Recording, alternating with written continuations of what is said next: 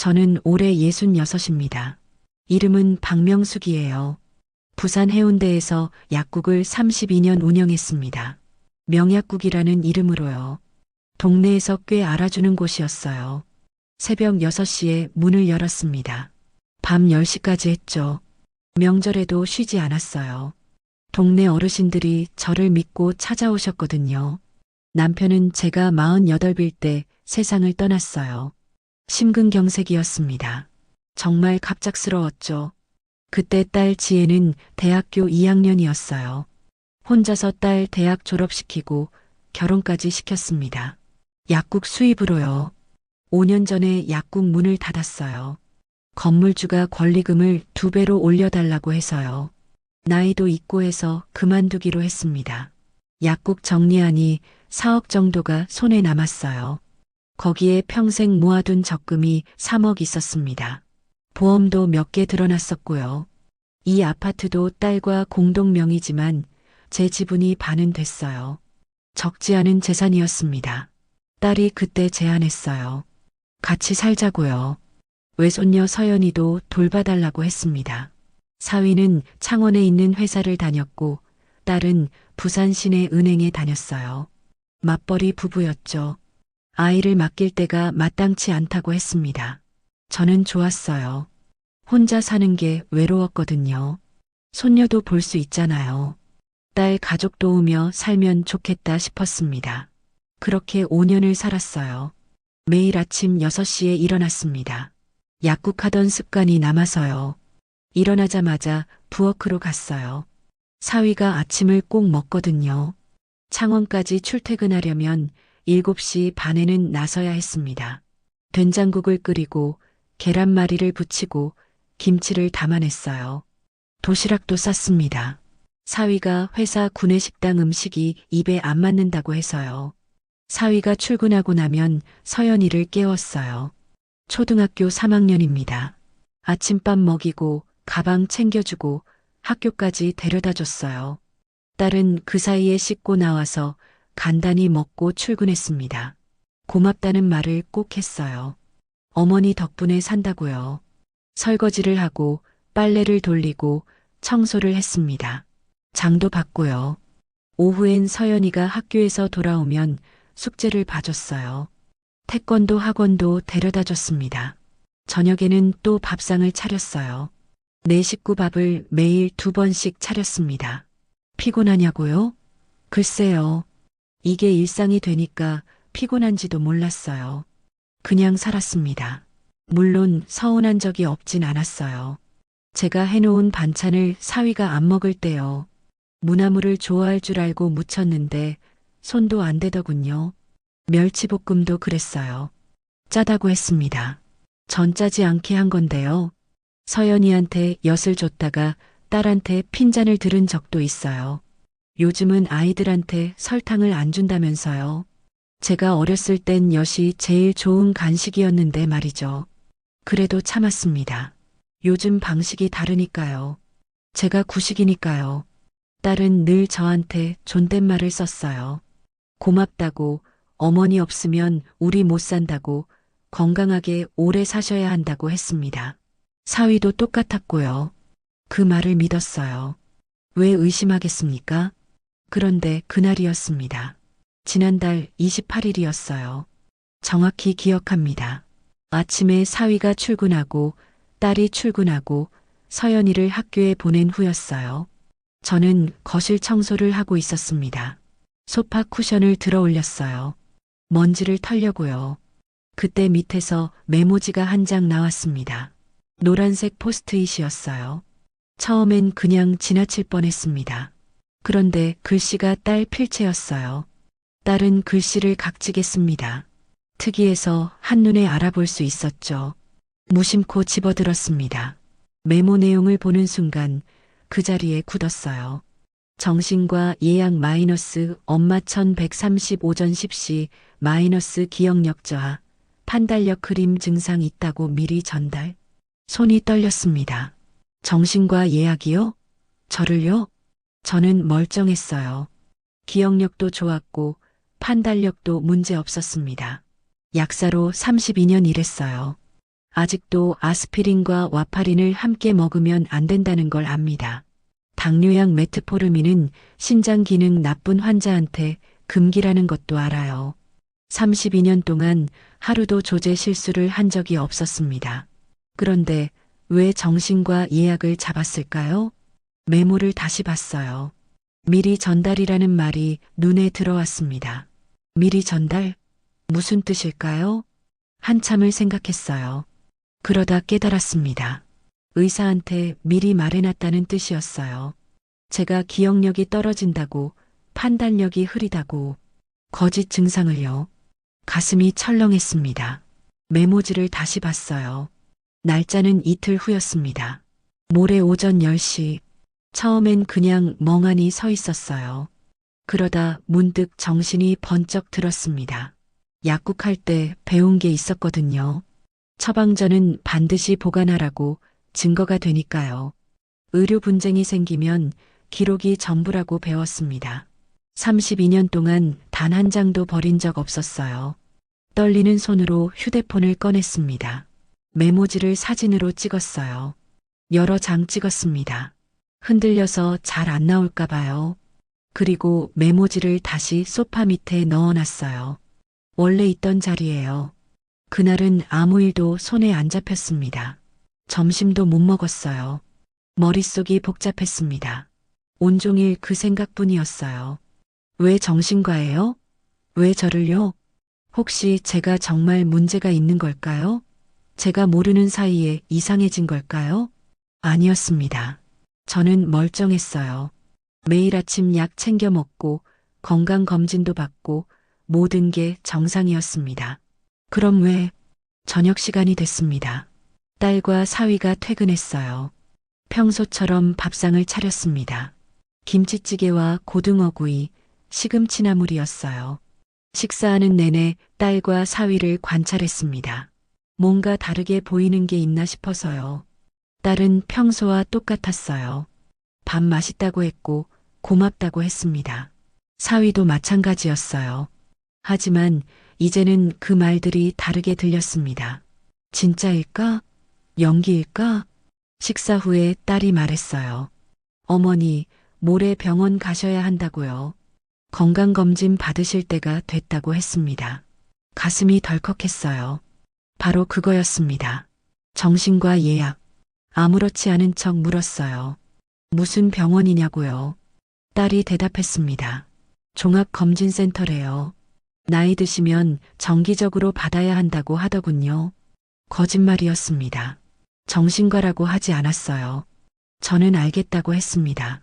가겠다고요. 딸이 환하게 웃었어요. 어머니 건강이 제일 중요하다고 잘하셨다고 했습니다. 그날 밤 잠이 안 왔습니다. 왜 거짓말을 했을까요? 정신과면 정신과라고 하지 왜 종합검진이라고 했을까요? 그리고 메모에 있던 그 문장, 미리 전달, 의사한테 거짓 증상을 말해놨다는 뜻이었습니다. 기억력 저하, 판단력 흐림. 저한테는 없는 증상이었어요. 왜 그랬을까요? 한참을 생각했어요. 그러다 무서운 생각이 스쳤습니다. 설마 저를 치매 환자로 만들려는 건 아니겠죠? 하지만 메모는 명확했어요. 거짓 증상을 미리 전달했다고 적혀 있었습니다. 치매 진단을 받으면 어떻게 될까요? 법적으로 판단 능력이 없다고 인정됩니다. 그러면 후견인을 세울 수 있어요. 후견인은 환자의 재산을 관리할 수 있습니다. 제 재산이요. 통장에 있는 7억 원이요. 이 집에 제 지분이요. 등골이 서늘했습니다. 아니야, 아닐 거야. 설마 내 딸이 그럴 리가.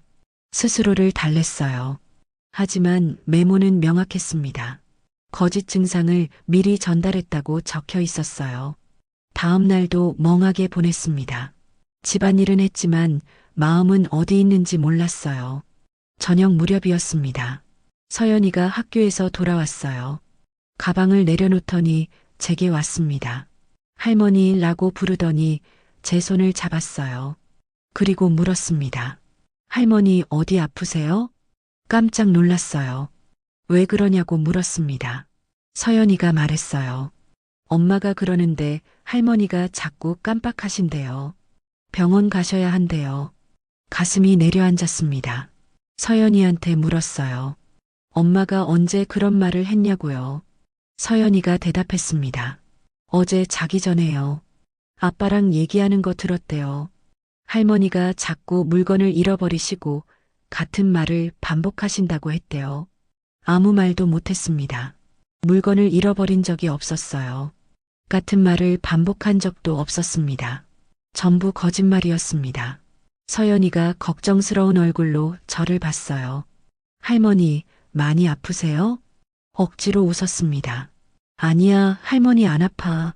멀쩡해. 하지만 서연이 눈에는 이미 할머니가 아픈 사람으로 보였어요. 딸이 그렇게 만든 거였습니다. 서연이가 방으로 들어간 후 거실에 혼자 앉아 있었어요. 온몸이 떨렸습니다. 분노인지 서러움인지 배신감인지 알 수 없었어요. 제 딸이 저를 거짓말로 병들게 만들고 있었습니다. 아이한테까지 그런 말을 하고 있었어요. 왜요? 돈 때문인가요? 7억과 집이 그렇게 큰 재산인가요? 제 존엄을 짓밟을 만큼요? 저는 약사였습니다. 32년 동안 동네 사람들 건강을 돌봤어요. 새벽같이 문 열어서 밤늦게까지 일했습니다. 명절도 없었어요. 아픈 사람들이 약국 문 앞에서 발을 동동 구를까 봐요. 그렇게 모은 돈이었습니다. 한 푼 한 푼이 제 땀이었어요. 그런데 그 돈을 빼앗으려고 저를 치매 환자로 만들려 한다고요? 그날 밤 결심했습니다. 모레 병원에는 가지 않겠다고요. 딸의 계획에 말려들지 않겠다고요. 그리고 알아내야겠다고 생각했습니다. 이게 전부인지 아니면 더 있는지. 서랍을 열었습니다. 통장과 도장을 꺼냈어요. 하나하나 확인했습니다. 다행히 아직 손을 대지는 않은 것 같았어요. 잔액은 그대로였습니다. 하지만 언제까지 그럴까요? 치매 진단이 나오면 딸이 후견인이 되면 이 돈은 딸 손에 넘어갈 겁니다. 그렇게 둘 수 없었어요. 노트를 꺼냈습니다. 그리고 적었어요. 해야 할 일들을요. 은행 가기, 통장 비밀번호 바꾸기, 변호사 만나기, 제 권리 알아보기. 하나하나 적어 내려가는데 손이 떨렸습니다. 이게 정말 현실인가 싶었어요. 제 딸이 저를 배신하고 있다는 게요. 하지만 메모는 거기 있었습니다. 사진으로 찍어 놓은 메모요. 정신과 예약, 거짓 증상 전달. 명백한 증거였어요. 노트를 덮었습니다. 그리고 창밖을 봤어요. 밤하늘에 별이 떠 있었습니다. 남편도 별 보는 걸 좋아했었죠. 돌아가시기 전날 밤에도 함께 봤었어요. 그때 남편이 말했습니다. 명수가, 너는 강한 사람이야. 어떤 일이 있어도 넌 해낼 수 있어. 남편 말이 맞았습니다. 저는 강했어요. 남편 없이 딸 키웠고, 약국 운영했고, 혼자서 다 해냈습니다. 이번에도 해낼 겁니다. 제 존엄을 지킬 겁니다. 제 재산을 지킬 거예요. 그리고 이 집을 떠날 겁니다. 더 이상 저를 이용하는 사람들과는 살 수 없었으니까요. 가족이라는 이름으로 저를 짓밟는 사람들과는요. 잠이 오지 않았습니다. 하지만 두렵지는 않았어요. 약국 문 열던 첫날도 이랬었죠. 떨리지만 각오가 서 있었습니다. 내일부터 저는 다시 싸울 겁니다. 제 이름을 지키기 위해서요. 제 이름은 박명숙입니다. 누군가의 엄마나 할머니 이전에 저는 박명숙이에요. 그리고 박명숙이라는 사람은 함부로 당하고만 있지 않습니다. 다음 날 아침 평소보다 일찍 일어났습니다. 새벽 5시였어요. 잠을 제대로 못 잤어요. 메모지 생각 때문이었죠. 정신과 예약, 거짓 증상 전달. 그 문장들이 머릿속에서 떠나지 않았습니다. 오늘이 바로 그날이었어요. 오전 10시에 병원에 가기로 한 날이요. 부엌으로 갔습니다. 습관적으로 국을 끓이려다가 멈췄어요. 오늘은 가지 않을 겁니다. 딸의 계획에 말려들지 않을 거예요. 하지만 어떻게 거절해야 할까요? 그냥 안 가겠다고 하면 의심받을 겁니다. 고민하다가 방법을 생각해냈어요. 아픈 척하기로 했습니다. 배가 아프다고 설사를 한다고 하면 병원에 못 가잖아요. 7시쯤 딸이 일어났습니다. 저는 소파에 앉아 배를 감싸고 있었어요. 딸이 물었습니다. 어머니 괜찮으시냐고요? 힘없는 목소리로 대답했어요. 새벽부터 배가 아프다고 설사도 했다고요. 아마 어제 먹은 게 잘못된 것 같다고 했습니다. 딸이 의심스러운 눈으로 저를 봤어요. 정말 아프시냐고, 그럼 내과 가서 봐야 하는 거 아니냐고 물었습니다. 화장실로 급하게 일어났어요. 연기가 아니라 정말 긴장돼서 배가 아팠거든요. 화장실 문을 닫고 한참 있다가 나왔습니다. 딸이 그제야 믿는 것 같았어요. 그럼 오늘 병원은 못 가시겠다고 다음에 가자고 했습니다. 미안하다고 했어요. 몸이 안 좋아서 어쩔 수 없다고요. 딸의 표정이 굳었습니다. 짜증이 섞여 있었어요. 예전 같으면 걱정부터 했을 텐데요. 사위가 출근하고 딸도 나간 후 진짜로 어디론가 가야겠다고 생각했습니다. 집에만 있으면 의심받을 수 있으니까요. 은행에 가기로 했어요. 통장 비밀번호부터 바꿔야 했습니다. 9시에 은행 문이 열렸어요. 제일 먼저 들어갔습니다. 창구 직원에게 말했어요. 모든 통장의 비밀번호를 바꾸고 싶다고요. 직원이 물었습니다. 혹시 문제가 있으시냐고요. 솔직하게 말했어요. 가족이 제 동의 없이 돈을 찾을까봐 걱정된다고요. 직원이 고개를 끄덕이며 한 가지를 알려줬습니다. 며칠 전에 따님으로 보이는 분이 오셨다고요. 어머니 통장에서 돈을 찾으러 왔는데 본인 확인이 안 돼서 돌려보냈다고 했습니다. 깜짝 놀랐어요. 딸이 은행에 왔었다고요? 언제냐고 묻자 직원이 장부를 확인했습니다. 일주일 전이라고 했어요. 그때 따님이 어머니께서 거동이 불편하셔서 대신 찾으러 왔다고 했답니다. 말을 잃었습니다. 거동이 불편하다고요? 저는 멀쩡한데요. 직원이 조심스럽게 말했어요. 그래서 본인 확인 전화를 드리려고 했는데 따님이 어머니께서 전화 받으시기 힘드시다고 했대요. 그래서 신분증과 위임장을 요구했더니 다음에 가져오겠다고 하고 가셨답니다. 다행히 그 직원이 원칙대로 처리해 준 거였어요. 고맙다고 인사했습니다. 그리고 부탁했어요. 앞으로 제 동의 없이는 절대 누구에게도 정보를 주지 말아달라고요. 가족이라도요. 긴급 연락처도 전부 삭제해달라고 했습니다. 직원이 알겠다고 했어요. 특별관리 계좌로 등록해주겠다고 본인 확인을 여러 번 거쳐야 한다고 했습니다. 그리고 만약 누가 제 계좌에 접근하려고 하면 즉시 제 휴대폰으로 연락 주겠다고 약속했어요. 비밀번호를 다 바꾸고 나니 조금 안심이 됐습니다. 하지만 동시에 두려움도 밀려왔어요. 딸이 벌써 움직이고 있었던 겁니다. 일주일 전부터요. 제가 메모를 발견하기도 전에요. 이건 즉흥적인 행동이 아니었어요. 계획적이었습니다. 은행을 나와 근처 카페에 들어갔습니다. 유자차를 시켜놓고 생각을 정리했어요. 약사 생활하면서 배운 게 있었습니다. 복약 지도할 때 환자가 거짓말하는 건 금방 알아챘어요. 눈빛, 말투, 작은 행동 하나로요. 어떤 약을 먹고 있는지 숨기거나 다른 병원 약과 중복으로 받으려는 사람들이 있었거든요. 환자들이 증상을 숨기면 하나하나 질문하며 진실을 찾아냈죠. 겉으로 보이는 것만으로는 부족했어요. 숨겨진 위험을 찾아내야 했습니다. 이제 저도 관찰할 차례였어요. 딸과 사위의 거짓말을요. 지금까지 일어난 일들을 되짚어봤습니다. 정신과 예약, 거짓 증상 전달, 은행 방문 시도, 거동 불편 거짓말. 이게 전부일까요? 아니면 더 있을까요? 휴대폰을 꺼냈습니다. 인터넷을 검색했어요. 치매 진단, 후견인 제도. 검색 결과를 읽으면서 등골이 오싹해졌습니다. 후견인이 되면 환자의 재산을 전부 관리할 수 있다고 나와 있었거든요. 딸이 원하는 게 바로 이거였던 겁니다. 저를 치매 환자로 만들어서 후견인이 되는 것. 그러면 제 통장, 제 집, 제 모든 재산을 마음대로 할 수 있었던 거예요. 손이 떨렸습니다. 유자차가 식어가는데도 마실 수가 없었어요. 한참을 앉아 있다가 자리에서 일어났어요. 집으로 돌아왔습니다. 오후 2시쯤이었어요. 현관문을 열고 들어서는데 딸이 집에 있었습니다. 깜짝 놀랐어요. 이 시간엔 회사에 있어야 하는데요. 딸이 물었어요. 어디 갔다 오시냐고요. 당황했지만 침착하게 대답했습니다. 약국에 갔다고, 배 아픈 약 사러 갔다고 했어요.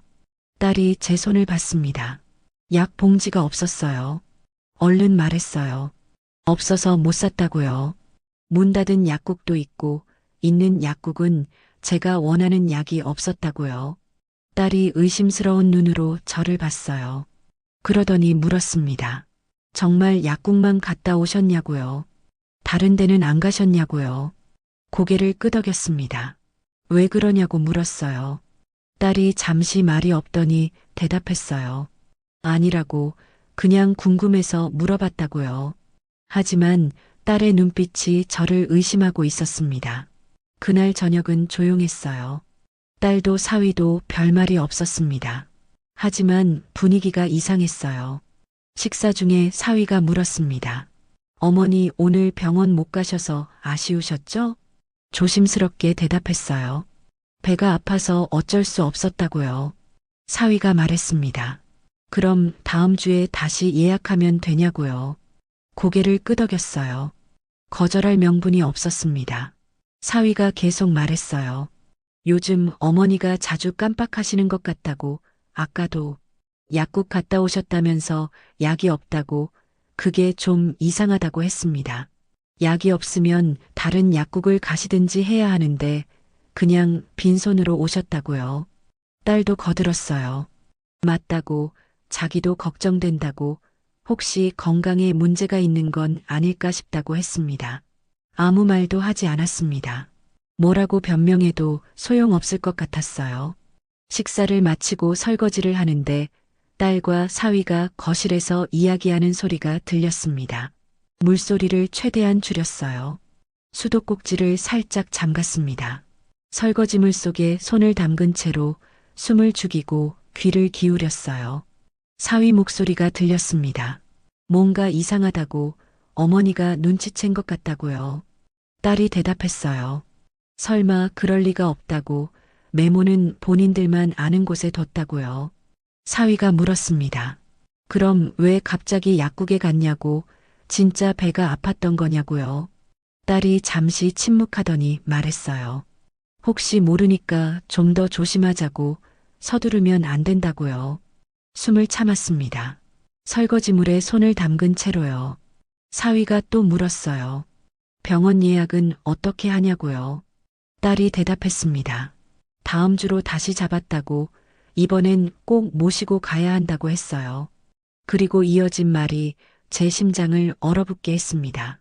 의사 선생님한테 다시 전화했다고요. 증상을 좀 더 자세히 설명했답니다. 최근 몇 달 동안 기억력이 눈에 띄게 나빠졌다고, 같은 질문을 반복하신다고, 물건을 자주 잃어버리신다고 했대요. 전부 거짓말이었습니다. 전부요. 사위가 물었어요. 그럼 진단이 나올까요? 딸이 대답했습니다.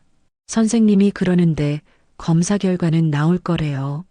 보호자가 증상을 명확히 설명했으니까요. 손이 멈춰버렸어요. 설거지물이 차갑게 식어가는데도 그대로 서 있었습니다.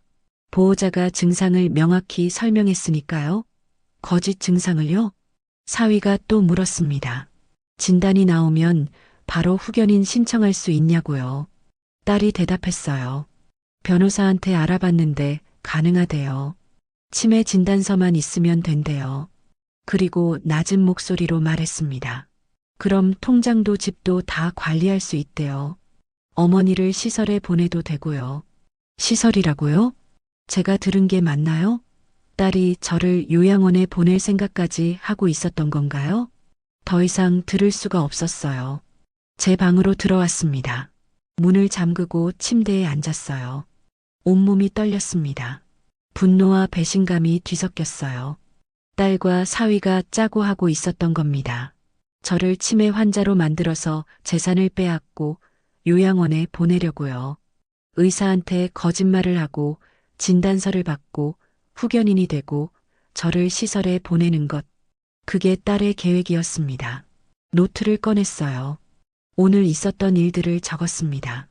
은행 직원이 알려준 일, 딸이 일주일 전에 은행에 갔던 것, 거동이 불편하다고 거짓말한 것, 그리고 방금 들은 대화, 의사한테 거짓 증상을 설명한 것, 후견인 신청 계획, 시설 입소 계획, 증거들이 쌓여갔습니다. 하지만 이것만으로는 부족했어요. 더 확실한 게 필요했습니다. 휴대폰을 꺼냈어요. 녹음 앱을 찾았습니다. 다음부터는 대화를 녹음해야겠다고 생각했어요. 증거를 더 확실하게 남겨야 했습니다. 그날 밤 서연이가 제 방에 들어왔습니다. 할머니 하고 불렀어요. 목소리가 조심스러웠습니다. 서연이를 안았어요. 무슨 일이냐고 물었습니다. 서연이가 말했어요. 오늘 엄마가 할머니 얘기를 했다고요. 할머니가 많이 편찮으시다고 곧 요양원에 가실 수도 있다고 했답니다. 가슴이 철렁했습니다. 요양원이요?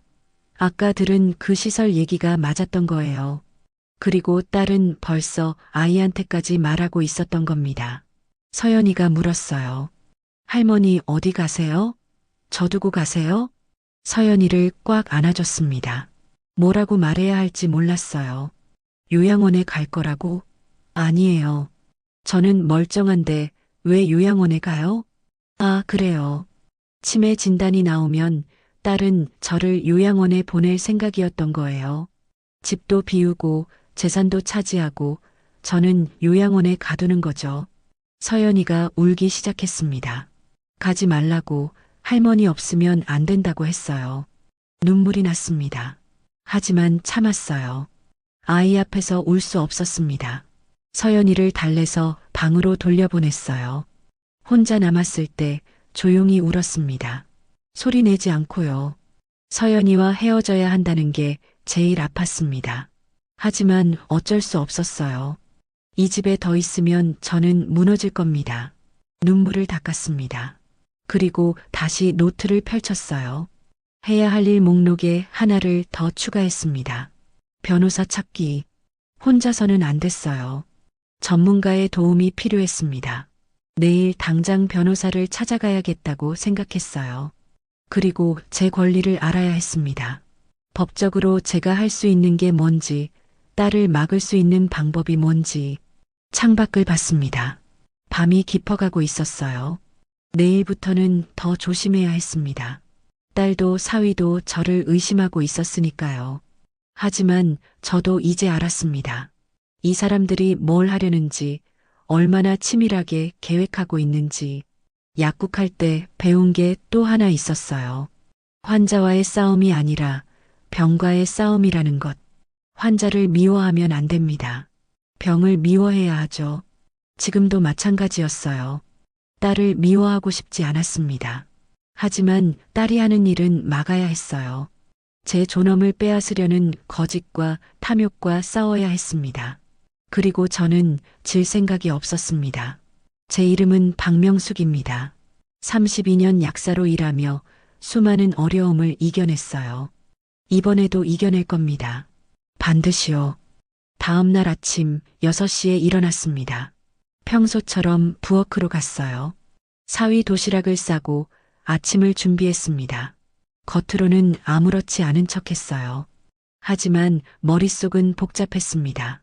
오늘 해야 할 일들이 있었거든요. 변호사 사무실을 가기 전에 문득 생각이 났습니다. 이 근처에 제 약국이 있었죠. 사위가 출근하고 딸도 나간 후 저는 그곳으로 향했어요. 지하철을 타고 서면역에서 내렸습니다. 15분쯤 걸었을까요? 약국이 있던 건물이 보였어요. 간판이 바뀌어 있었습니다. 이제는 편의점이었어요. 그 앞에 서서 한참 바라봤습니다. 여기서 32년을 일했어요. 새벽 6시에 문 열어서 밤 10시까지요. 처음 개업했을 때가 떠올랐습니다. 남편이 살아계셨을 때였어요. 남편이 말했었죠. 명수가, 넌 할 수 있어. 내가 하면 다 잘 될 거야. 그 말을 믿고 시작했습니다. 힘들 때도 많았어요. 손님이 없어서 망할 것 같던 첫 해, 남편이 세상을 떠났을 때, 혼자 딸을 키우면서 약국을 운영하던 시절. 하지만 포기하지 않았어요. 버텼습니다. 그리고 성공했죠. 동네 사람들이 저를 믿어줬습니다. 명약국명 약사님이라고 불러줬어요. 그때는 행복했습니다. 지금은요? 제 딸이 저를 배신하고 있는데요. 눈물이 났지만 참았어요. 남편 말이 맞았습니다. 저는 할 수 있어요. 지금도 할 수 있을 겁니다. 변호사 사무실을 찾았습니다. 인터넷으로 검색한 곳이었어요. 가족법 전문이라고 나온 곳이었죠. 건물 3층에 법률사무소가 있었습니다. 문을 열고 들어갔어요. 젊은 변호사님이 저를 맞았습니다. 30대 중반쯤 돼 보였어요. 상담실에 앉았습니다. 변호사님이 물었어요. 어떤 일로 오셨냐고요? 준비해온 서류들을 꺼냈습니다. 메모지 사진, 은행 거래 시도 기록, 제가 적어온 일지, 그리고 처음부터 천천히 설명했어요. 딸이 저를 정신과에 데려가려 한다는 것, 의사에게 거짓 증상을 미리 전달했다는 것, 은행에서 제 돈을 빼가려 했다는 것, 치매 진단을 받게 해서 후견인이 되려 한다는 것, 그리고 저를 요양원에 보낼 계획이라는 것. 변호사님이 서류들을 자세히 봤습니다.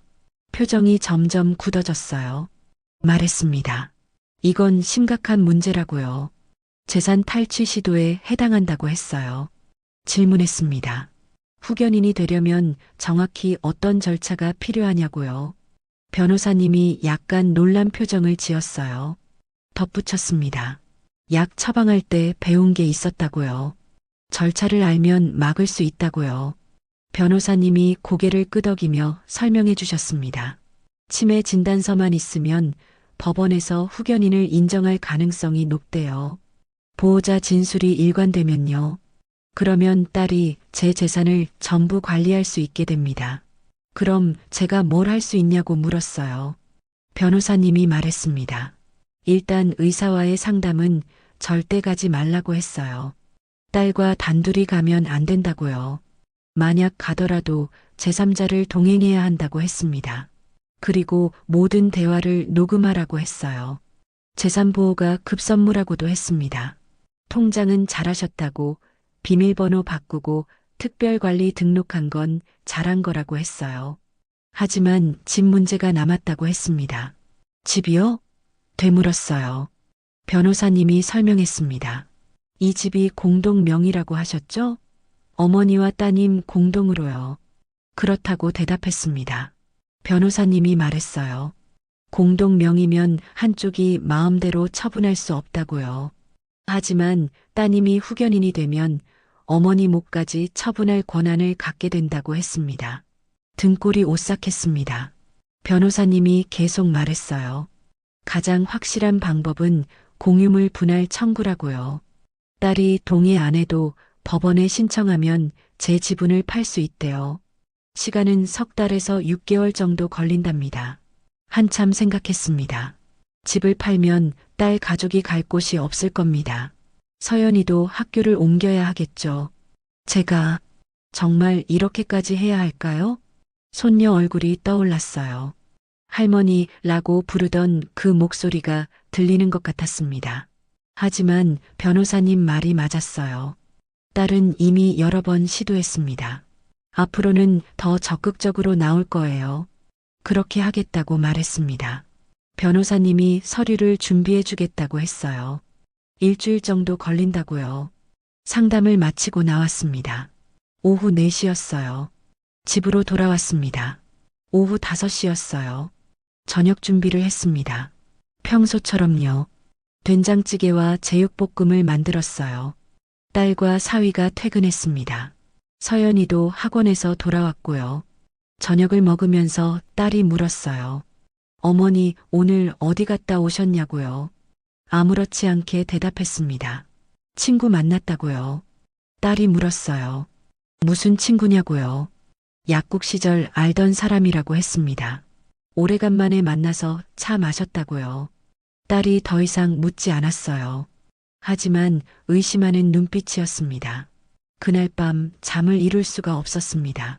집을 팔아야 한다는 게 머릿속을 떠나지 않았어요. 정말 그렇게 해야 할까요? 딸도 사위도 서연이도 갈 곳이 없을 텐데요. 하지만 저는 어떻게 되는 건가요? 이대로 있으면 저는 치매 환자가 됩니다. 딸의 계획대로요. 그리고 요양원에 보내질 거예요. 그게 싫었어요. 저는 멀쩡한데요. 새벽 2시쯤이었을까요? 일어나서 거실로 나갔습니다. 창밖을 봤어요. 밤하늘에 별이 떠 있었습니다. 문득 서연이 방에서 불빛이 새어나오는 게 보였어요. 이상했습니다. 이 시간에 왜 불이 켜져 있을까요? 살금살금 다가갔습니다. 혹시 아픈가 싶어 걱정됐어요. 문틈으로 보니 서연이가 책상 앞에 앉아 있었습니다. 잠을 못 자는 모양이었어요. 뭔가를 그리고 있었습니다. 그림이었어요. 크레파스로 그린 그림이었습니다. 저와 서연이가 손을 잡고 있는 그림이었어요. 배경에는 바다가 있었고요. 서연이가 혼잣말을 했습니다. 할머니랑 바다 가고 싶다고요. 가슴이 미어졌습니다. 조용히 제 방으로 돌아왔어요. 침대에 앉았습니다.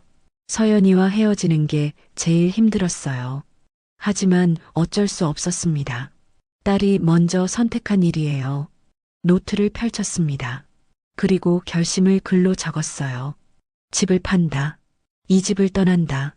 적고 나니까 조금 마음이 정리됐습니다. 일주일 후 변호사님한테서 연락이 왔습니다. 서류가 준비됐다고요. 사무실에 갔어요. 공유물 분할 청구 서류를 받았습니다. 변호사님이 설명했습니다. 이걸 법원에 제출하면 심리가 시작된다고요. 따님한테도 통지가 간다고 했어요.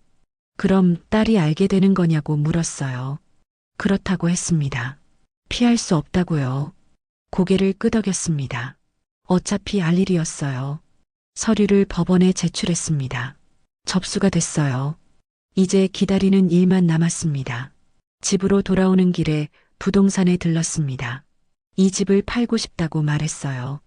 금매로요. 부동산 사장님이 물었습니다. 공동 명의인데 상대방은 동의하냐고요. 법적으로 처리 중이라고 했습니다. 사장님이 알겠다고 했어요. 일단 시세 조사부터 하겠다고요. 며칠 후 연락이 왔습니다. 현재 시세가 7억 정도라고요. 금매로 내놓으면 6억 5천 정도에 나갈 것 같다고 했습니다. 제 몫은 3억 2,500만 원 정도였습니다. 적지 않은 돈이었어요.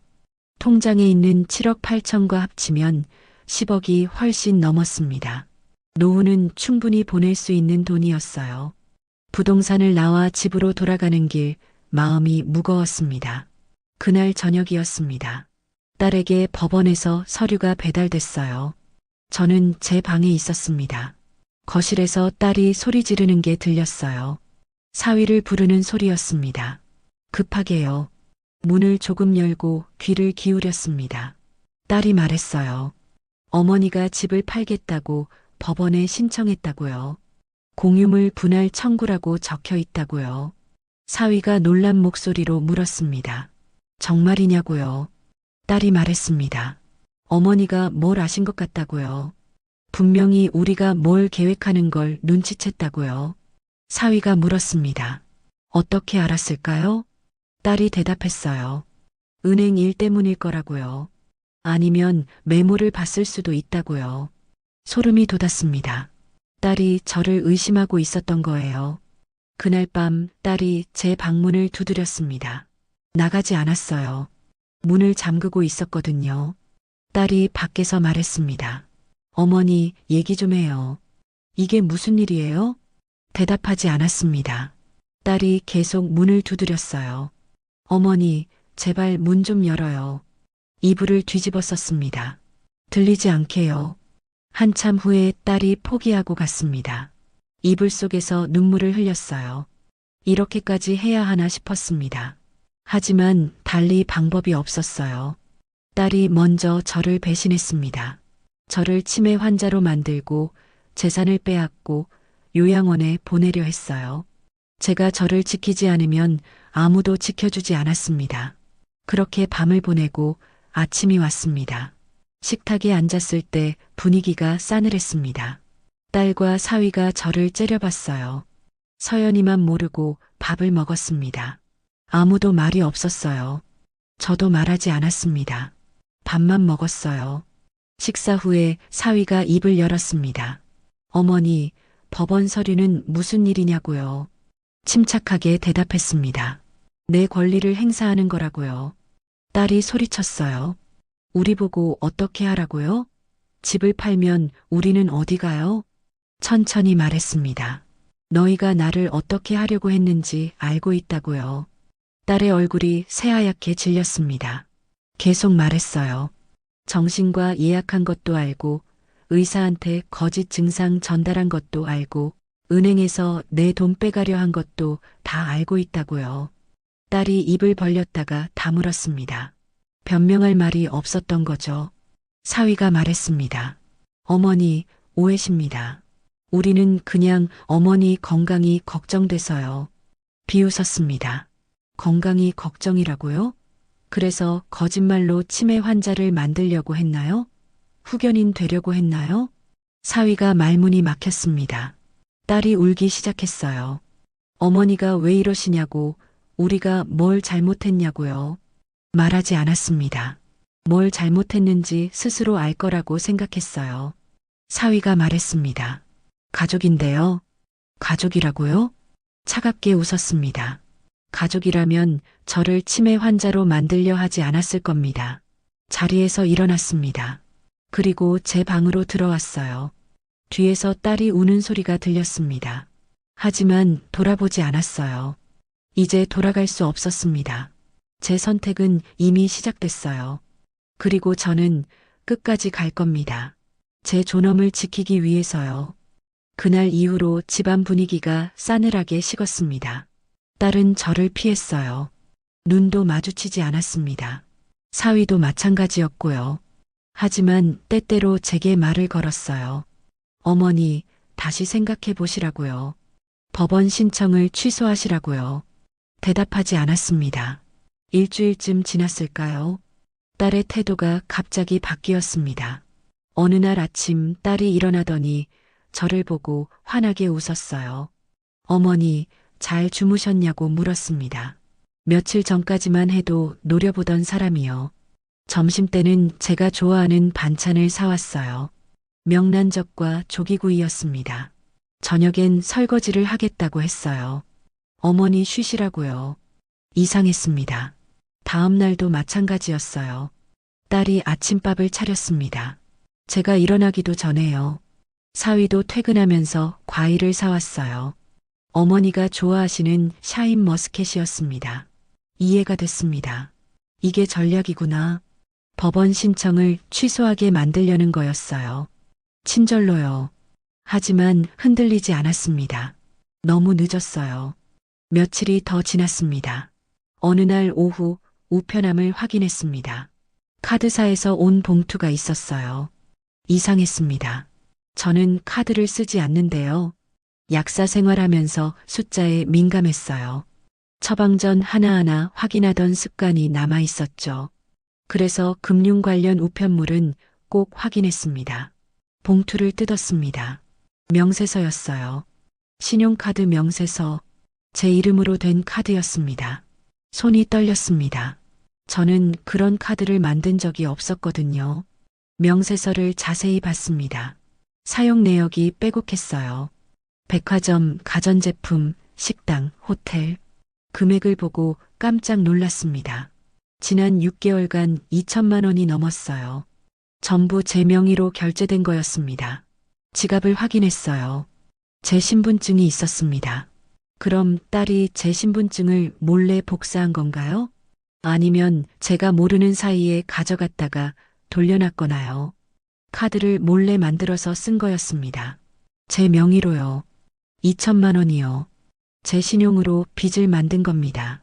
명세서를 들고 거실로 나갔어요. 손이 떨렸지만 꾹 참았습니다. 딸과 사위가 소파에 앉아 있었어요. 명세서를 그들 앞에 내려놨습니다. 차갑게 물었어요. 이게 뭐냐고요? 딸이 명세서를 보더니 얼굴이 하얗게 질렸습니다. 사위도 당황하는 기색이었어요. 다시 물었습니다. 내 명의로 카드를 만들어서 2천만 원을 썼다고요? 딸이 변명을 시작했어요. 그건 급한 일이 있어서 그랬다고 곧 갚을 거라고요. 급한 일이요? 백화점에서 명품 가방 산 게 급한 일인가요? 호텔에서 외식한 게 급한 일인가요? 딸이 말문이 막혔습니다. 사위를 봤어요. 당신도 알고 있었냐고 물었습니다. 사위가 고개를 숙였어요. 대답이 없었습니다. 알고 있었던 거죠. 명세서를 집어들었습니다. 그리고 말했어요. 이건 명백한 사기라고요. 법적으로 처벌받을 수 있다고요. 딸이 소리쳤습니다. 어머니가 저를 고소하실 거예요? 친딸을요? 차갑게 대답했습니다. 모르겠다고요. 생각해 보겠다고요. 딸이 또 울기 시작했습니다. 하지만 이번엔 눈물이 나지 않았어요. 그냥 허탈했습니다. 제 방으로 돌아와서 명세서를 다시 봤어요. 정신과 예약, 은행 시도, 후견인 계획, 그리고 신용카드 도용. 딸이 얼마나 더 계획했을까요? 통장을 꺼내 하나하나 다시 확인했습니다. 다행히 손은 대지 않은 것 같았어요. 카드사에 전화했습니다. 이 카드를 제가 신청한 적이 없다고 사기 신고하겠다고 했어요. 카드사에서 확인하겠다고 했습니다. 경찰 신고도 하셔야 한다고 했어요. 고민했습니다. 경찰 신고요? 그럼 딸이 처벌받을 수도 있었어요. 하지만 이대로 둘 수는 없었습니다. 일단 카드부터 정지시켰어요. 더 이상 쓰지 못하게요. 그날 오후 변호사님한테 전화했습니다. 카드 도용건을 말씀드렸어요. 변호사님이 심각하다고 했습니다. 이것도 증거로 쓸 수 있다고 보관하라고 했어요. 그리고 법원 심리 날짜가 잡혔다고 알려주셨습니다. 다음 달 15일이라고요. 한 달 후였습니다. 그때까지 이 집에서 버텨야 했어요. 며칠 후 딸이 제 방에 들어왔습니다. 어머니 하고 불렀어요. 목소리가 조심스러웠습니다. 앉으라고 했어요. 딸이 침대 끝에 앉았습니다. 그리고 말했어요. 어머니, 제가 잘못했어요. 진심으로 사과드려요. 법원 신청 취소해 주시면 안 될까요? 딸을 봤습니다. 눈물까지 글썽이고 있었어요. 연기인지 진심인지 알 수 없었습니다. 물었어요. 뭘 잘못했는지 아냐고요. 딸이 대답했습니다. 어머니를 오해했다고, 너무 예민하게 굴었다고요. 그게 다냐고 물었어요. 딸이 고개를 숙였습니다. 말했습니다. 정신과 예약은요? 의사한테 거짓말한 건요? 은행에 간 건요? 카드 만든 건요? 딸이 아무 말도 못했어요. 계속 물었습니다. 후견인 되려던 계획은요? 저를 요양원에 보내려던 건요? 딸이 울기 시작했습니다.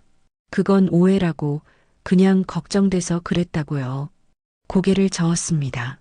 오해가 아니라고, 증거가 다 있다고 말했어요. 딸이 무릎을 꿇었습니다. 바닥에 주저앉아서 빌었어요. 어머니, 제발이요. 한 번만 용서해 주세요. 다시는 안 그럴게요. 그 모습을 보는데 가슴이 찢어지는 것 같았어요. 제가 낳은 딸이에요. 아기 때 밤새 업고 달래던 그 아이였죠. 남편 없이 혼자 키운 딸이에요. 하지만 동시에 차가운 현실이 보였습니다. 이 눈물이 진짜일까요? 아니면 집을 지키려는 마지막 발악일까요? 이미 알고 있었어요. 딸이 무릎 꿇기 전에도 후회하지 않았다는 걸요. 딸에게 말했습니다. 일어나라고요. 딸이 고개를 들었어요. 말했습니다. 이미 늦었다고, 제 결심은 바뀌지 않는다고요. 딸이 더 크게 울었습니다. 방을 나왔어요. 뒤돌아보지 않았습니다. 그날 밤 잠을 못 잤습니다.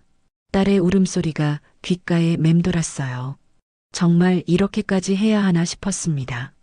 하지만 곧 마음을 다잡았어요. 딸의 눈물에 속으면 안 됐습니다. 다음 날부터 딸의 태도가 또 바뀌었습니다. 친절이 사라졌어요. 대신 차가운 무시였습니다. 아침밥도 안 차렸어요. 저한테 인사도 안 했습니다. 사위도 마찬가지였어요. 저를 투명인간 취급했습니다. 괜찮았어요. 오히려 편했습니다. 일주일이 지났습니다. 어느 날 밤 딸과 사위가 싸우는 소리가 들렸어요. 방문이 얇아서 소리가 다 들렸습니다. 사위가 소리쳤어요. 당신이 잘못해서 이렇게 됐다고 카드까지 만들어 쓴 게 들통났다고요. 딸이 대답했습니다. 그럼 당신은 뭐냐고, 당신도 동의했잖냐고요. 둘이 서로 책임을 떠넘기고 있었습니다. 사위가 말했어요.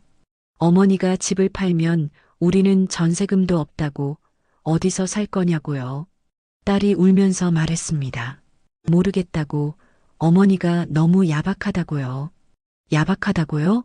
저를 치매 환자로 만들려던 사람이 저보고 야박하다고 하네요. 이불을 뒤집어 썼습니다. 더 이상 듣고 싶지 않았어요. 그렇게 며칠이 지났습니다. 긴장되고 답답한 시간이었어요. 드디어 법원 심리날이 왔습니다. 약국 문 닫던 날도 이랬었죠. 32년의 마침표를 찍는 날. 떨렸지만 각오는 되어 있었습니다. 오늘도 마찬가지였어요. 가족과의 마침표를 찍는 날이었습니다. 변호사님과 함께 법원에 갔어요. 딸도 변호사를 대동하고 나왔습니다. 재판정에서 딸과 눈이 마주쳤습니다. 딸은 저를 노려봤어요. 원망과 분노가 섞인 눈빛이었습니다. 저도 딸을 봤습니다. 저 눈빛 속에 후회는 없었어요. 그저 제가 방해물이라는 듯한 증오만 있었습니다. 아, 이제 정말 끝이구나. 그 순간 확실히 알았습니다. 판사님이 양쪽 얘기를 들었습니다. 저희 변호사님이 모든 증거를 제출했어요. 정신과 예약 메모, 은행 시도 기록, 신용카드 도용 명세서, 제가 적은 일지. 딸의 변호사가 반박했습니다. 어머니가 오해하신 거라고, 딸은 그저 어머니를 걱정한 것뿐이라고 했어요. 판사님이 딸에게 물었습니다. 정신과 예약과 카드 발급은 사실이냐고요. 딸이 대답했습니다. 정신과는 어머니 건강을 위해서였고 카드는 급한 일이 있어서 그랬다고요. 판사님이 고개를 끄덕였습니다. 그리고 2주 후에 결정을 내리겠다고 했어요. 법원을 나왔습니다. 딸이 저를 스쳐 지나갔어요. 눈길 한 번 주지 않고요. 사위도 마찬가지였습니다. 혼자 집으로 돌아왔어요. 2주가 지났습니다. 변호사님한테 연락이 왔어요. 판결이 났다고요. 공유물 분할이 인정됐답니다. 전화를 끊고 한참 앉아 있었어요. 이긴 겁니다. 딸의 계획을 막은 거예요. 제 재산을 지켜낸 겁니다. 하지만 가슴 한쪽이 텅 빈 것 같았어요.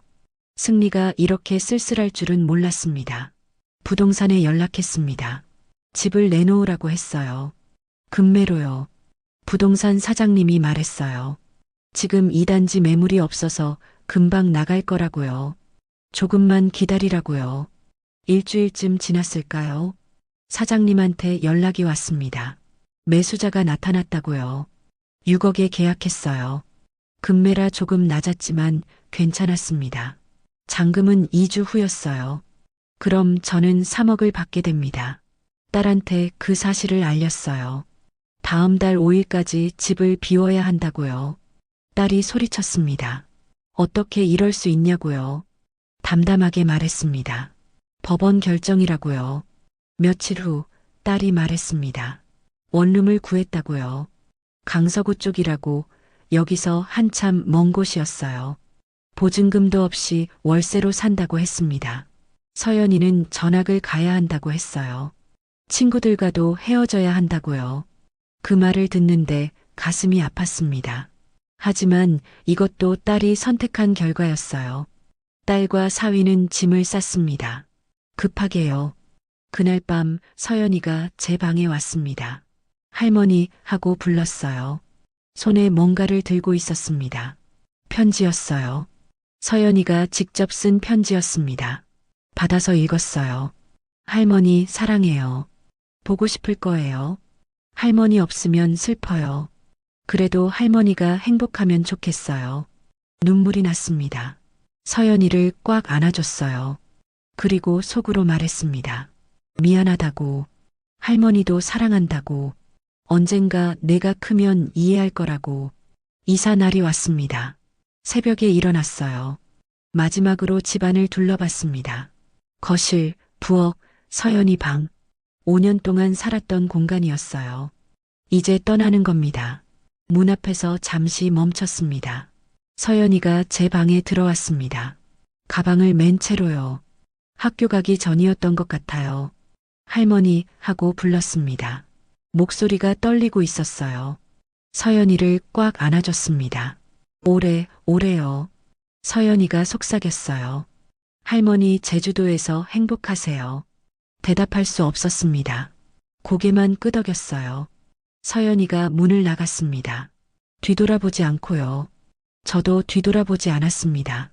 그래야 했으니까요. 딸 가족은 전날 밤에 나갔습니다. 저와 마주치기 싫었나 봐요. 혼자 집을 나섰습니다. 이삿짐은 이미 제주도로 보냈어요. 택시를 타고 공항으로 갔습니다. 비행기에 올랐어요. 창밖으로 부산이 보였습니다. 작별이었습니다. 제 딸과 제 손녀와 제가 살던 집과의 작별이었어요. 눈물이 났습니다. 하지만 후회는 없었습니다. 저는 제 존엄을 지켰으니까요. 비행기가 이륙했습니다. 눈을 감았어요. 새로운 시작이었습니다. 박명숙으로 사는 삶이었어요. 제주공항에 도착한 건 오후 2시였습니다. 공항 밖으로 나오니 바람이 불었어요. 부산과는 다른 바람이었습니다. 짠 바다 냄새가 났어요. 택시를 탔습니다. 기사님께 주소를 알려드렸어요. 서귀포까지는 1시간쯤 걸렸습니다. 창밖으로 감귤밭, 돌담, 바다가 지나갔어요. 낯선 풍경이었습니다. 하지만 싫지 않았어요. 집에 도착했습니다. 2층짜리 작은 빌라였어요. 저는 1층이었습니다. 집주인 아주머니가 나와서 반겨줬어요.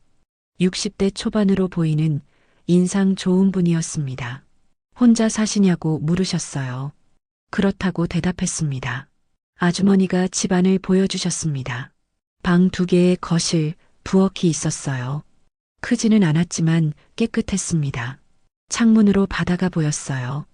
이미 보낸 짐이 도착해 있었습니다. 캐리어 2개와 박스 몇 개였어요. 아주머니가 나가시고 혼자 남았습니다. 조용했어요. 너무 조용했습니다. 부산에서는 늘 소음이 있었어요. 딸의 목소리, 사위의 발소리, 서연이의 웃음소리. 여기엔 아무것도 없었습니다. 그게 좋은 건지 슬픈 건지 알 수 없었어요. 소파에 앉아 창밖을 봤습니다. 파란 바다가 보였어요. 파도가 밀려왔다 밀려갔다 했습니다. 눈물이 났습니다. 왜 우는지 모르겠어요. 슬퍼서인지 후련해서인지 무서워서인지 한참을 울었습니다. 소리내서요. 여기선 아무도 듣지 않으니까요. 울고 나니 조금 가벼워졌습니다. 짐을 풀기 시작했어요. 생각보다 시간이 오래 걸렸습니다. 해질 무렵이 되어서야 다 끝났어요. 저녁은 편의점에서 산 김밥과 우유로 해결했습니다. 돌아와서 혼자 먹었어요. 조용한 저녁이었습니다. 밤이 됐습니다. 침대에 누웠어요. 낯선 천장이었습니다. 낯선 방이었고요. 이곳이 제 집이에요. 이제부터요. 며칠이 지났습니다. 새로운 일상을 만들어 갔어요. 아침에 일어나면 산책을 했습니다. 집에서 바다까지는 걸어서 10분이었어요. 해변을 따라 1시간쯤 걸었습니다. 바람이 좋았어요. 파도 소리가 좋았고요. 점심은 간단히 먹었습니다. 혼자 먹으니 굳이 거창하게 차릴 필요가 없었어요. 오후에는 하고 싶었던 것들을 했어요. 책도 읽고 텔레비전도 보고요. 저녁에는 작은 텃밭을 가꿨습니다. 집주인 아주머니가 마당 한쪽을 써도 된다고 하셔서요. 상추, 고추, 방울토마토를 심었습니다. 흙을 만지는 게 좋았어요. 약국할 때는 늘 실내에만 있었거든요. 햇볕을 쬐고 땀을 흘리고 식물이 자라는 걸 보는 게 즐거웠습니다. 한 달쯤 지났을 때였습니다. 어느 날 산책하다 동네 경로당을 발견했어요. 용기를 내서 들어가 봤습니다. 어르신들이 반갑게 맞아주셨어요. 어디서 오셨냐고, 자녀는 어디 계시냐고 물으셨죠. 한 분이 말씀하셨습니다. 요즘은 따로 사는 게 낫다고, 자식들이랑 같이 살면 서로 불편하다고요. 그 말에 위로가 됐습니다. 저만 그런 게 아니었구나 싶었어요. 그날 이후로 가끔 경로당에 나갔습니다. 일주일에 두세 번 정도요. 혼자 있는 것도 좋았지만 가끔은 사람들과 어울리는 것도 괜찮았어요. 산책하다가 작은 화방을 발견한 건 그로부터 얼마 후였습니다. 창문으로 그림들이 보였어요. 바다 그림, 꽃 그림, 풍경화들이었습니다. 특히 바다 그림이 눈에 들어왔어요. 문득 생각했습니다. 나도 저렇게 그릴 수 있을까? 약국할 때는 늘 바빴어요. 새로운 걸 배울 시간이 없었죠. 이제는 시간이 있었습니다. 뭔가 제 것을 만들고 싶었어요. 문을 열고 들어갔어요. 주인이 취미 미술반을 소개해 줬습니다. 일주일에 2번, 나이 드신 분들이 많이 오신다고요. 바로 등록했어요. 첫 수업날 서툰 손으로 바다를 그렸습니다. 파란색 바다와 주황빛 하늘. 아이가 그린 것 같았지만 재미있었어요. 선생님이 좋다고 하셨습니다. 색감이 좋다고, 감성이 느껴진다고요. 그 말을 듣는데 기분이 이상했습니다. 뿌듯하면서도 낯설었어요. 부산에서는 칭찬을 받아본 기억이 없었거든요. 늘 뭔가 부족하다는 말만 들었었죠. 그림 수업이 기다려졌습니다. 일주일에 2번이 적게 느껴질 정도였어요. 점점 실력이 늘었습니다. 바다도 그리고 꽃도 그리고 하늘도 그렸어요. 그림을 그리는 동안엔 아무 생각도 안 났습니다. 딸 생각도 서연이 생각도 부산에서의 일들도 다 잊었어요. 그냥 그림에만 집중할 수 있었습니다. 시간이 흐르며 딸의 문자가 바뀌었어요. 처음엔 안 보였다가 점점 절박해졌죠. 집 잃어서 힘들다고 도와달라고 했습니다. 나중엔 원망이 섞였어요. 저보고 냉정하다고 자식을 버렸다고 했습니다. 여전히 답장하지 않았습니다. 딸이 저한테 뭘 했는지 잊지 않았거든요. 석 달이 지났을 때였습니다. 선생님이 제안하셨어요. 마을 카페에서 소규모 전시회를 연다고 제 그림도 한 점 걸어보면 어떻겠냐고요. 놀랐습니다. 제 그림을요? 전시를요? 선생님이 웃으며 말씀하셨어요. 왜 안 되냐고, 충분히 좋다고요. 제일 마음에 드는 그림 하나를 골랐습니다. 해질녘 바다를 그린 그림이었어요. 주황빛 하늘과 검푸른 바다, 그리고 해변을 걷는 사람 하나. 그 사람은 저였습니다. 전시 당일 카페에 갔습니다. 제 그림이 벽에 걸려 있었어요. 작은 명패도 붙어 있었습니다. 석양의 산책, 박명숙. 제 이름이었습니다. 누구의 엄마나 할머니가 아니라 박명숙이라는 이름이었어요. 사람들이 제 그림을 보고 좋다고 했습니다. 평화롭다고, 따뜻하다고, 보고 있으면 마음이 편해진다고 했어요.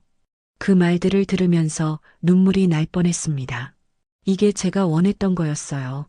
인정받는 것, 존중받는 것, 제 이름으로 불리는 것. 넉 달이 됐을 때였습니다. 어느 날 우편함에 소포가 하나 들어 있었어요. 발신자는 서연이었습니다. 놀랐어요. 서연이가 제 주소를 어떻게 알았을까요? 아, 그렇구나. 이사 전에 제가 서연이 방에 메모를 남겨뒀었죠. 할머니 주소요.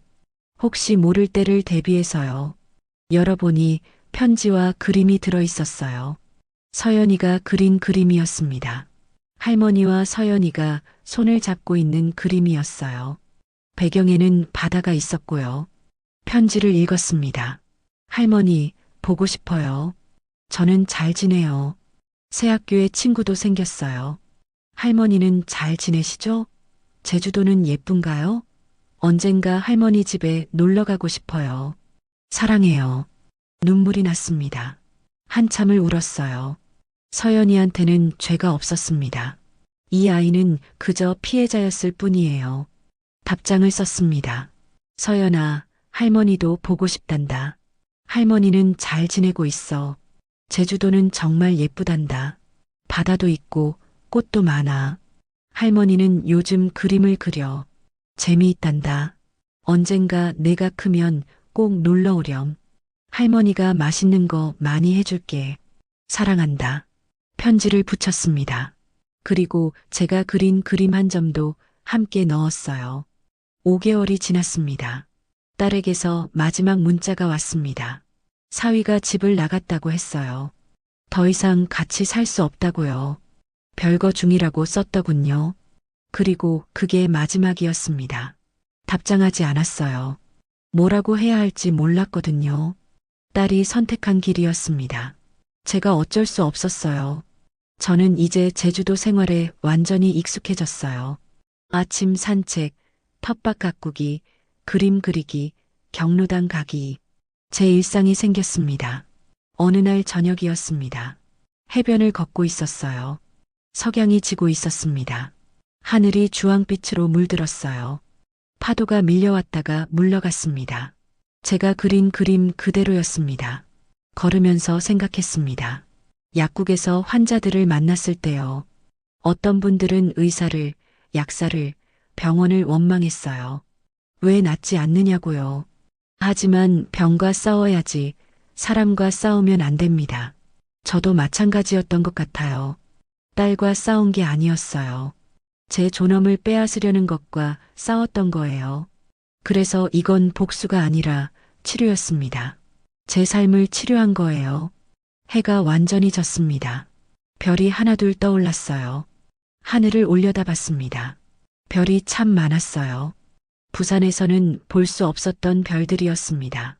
휴대폰을 꺼냈습니다. 사진을 찍었어요. 그리고 서연이한테 보냈습니다. 제주도 밤하늘이야. 예쁘지? 할머니는 매일 이렇게 예쁜 하늘을 본단다. 잠시 후 답장이 왔어요. 와, 정말 예뻐요. 저도 나중에 꼭 보러 갈게요. 미소가 지어졌습니다. 집으로 돌아왔습니다. 현관문을 열고 들어서는데 따뜻했어요. 제 집이었습니다. 제 공간이었어요. 아무도 저를 골칫덩이라고 부르지 않는 곳이었습니다. 부엌으로 가서 따뜻한 차를 끓였습니다. 그리고 거실에 앉아 차를 마셨어요. 고요했습니다. 평화로웠습니다. 이제 저는 아침 5시에 억지로 일어날 필요가 없었습니다.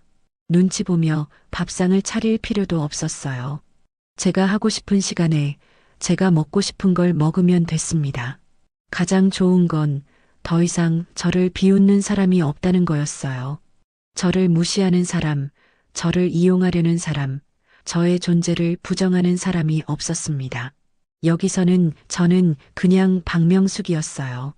그림 선생님한테는 그림 잘 그리는 명숙 씨였고, 경로당 어르신들한테는 부산에서 온 명숙이었고, 집주인 아주머니한테는 조용하고 예의 바른 세입자였습니다.